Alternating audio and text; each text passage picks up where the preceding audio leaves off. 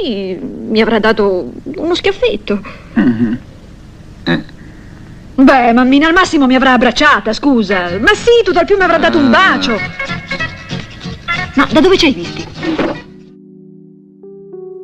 Bentornati in soffitta, dove il fascino e la bellezza delle dive degli anni 70, 80 e 90 continuano a farci sognare. Se ancora non l'avete fatto, iscrivetevi subito al canale e attivate la campanella per non perdervi nemmeno un viaggio nel nostro mondo di bellezza e seduzione senza tempo.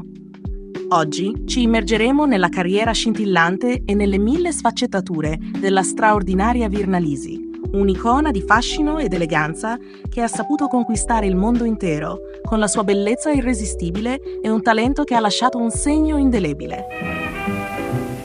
L'avete vista, eh? Quella è Candida Chedenti, mia moglie. La chiamano la bocca della verità perché purtroppo non sa mentire, ma nella vita qualche volta bisogna. E col clorodont, che denti! Virna Lisi, nata l'8 novembre 1936 ad Ancona, ha iniziato la sua carriera da giovanissima, scoperta a soli 17 anni da 2 produttori napoletani.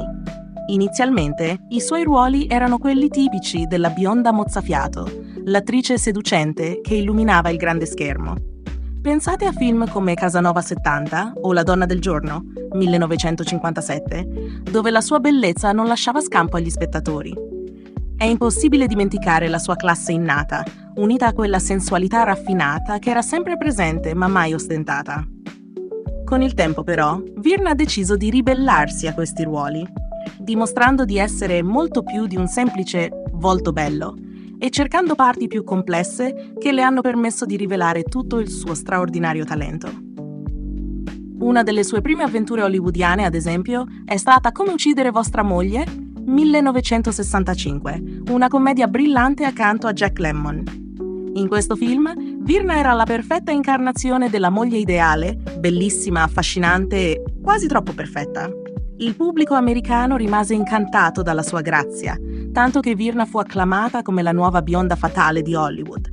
Ma, tra un complimento e l'altro, Lisi non si sentiva completamente a suo agio nei panni della diva classica, rifiutando addirittura il ruolo iconico che poi fu assegnato a Jane Fonda in Barbarella. E come darle torto? Virna Lisi aveva altre ambizioni e non era disposta a rinunciare alla sua integrità per una carriera fatta solo di ruoli decorativi. Mi crappe d'acchia. Ecco. Ma io trovo che sono molto dolci, sì. Oh. Io adoro moltissimo. Con il passare degli anni, Lisi si è concentrata sempre più sul cinema europeo, partecipando a pellicole come Al di là del bene e del male, 1977, dove ha saputo sfoderare un'interpretazione incredibile in un ruolo più drammatico. Ma il vero trionfo è arrivato con La Reine Margot, 1994, in cui la sua interpretazione della spietata Caterina de' Medici le ha fatto vincere il César e il premio come miglior attrice al Festival di Cannes. Un risultato straordinario che ha consacrato la sua versatilità artistica e la sua forza interpretativa. A questo punto, Virna non era più solo la donna bella e seducente, ma un'artista completa che sapeva incantare con la sua intensità. Ovviamente, per tutti gli ammiratori della sua bellezza, non possiamo dimenticare i suoi momenti più audaci, come quando si è mostrata sensualmente in film come La Cicala, 1980, dove la vediamo in ruoli più disinibiti.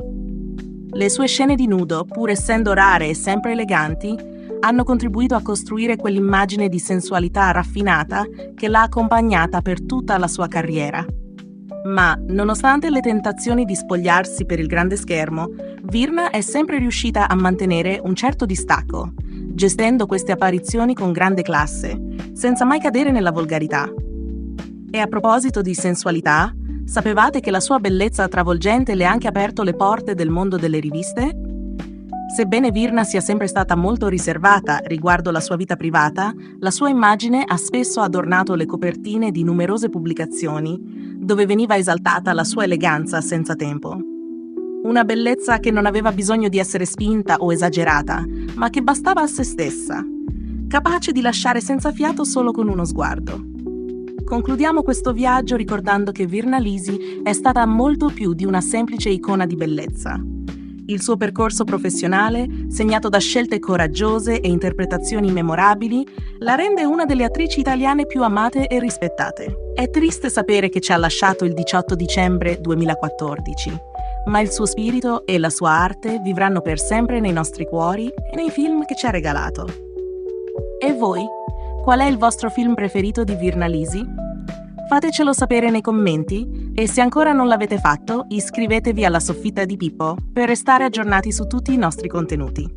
Alla prossima puntata con un'altra grande diva del passato che non vediamo l'ora di raccontarvi.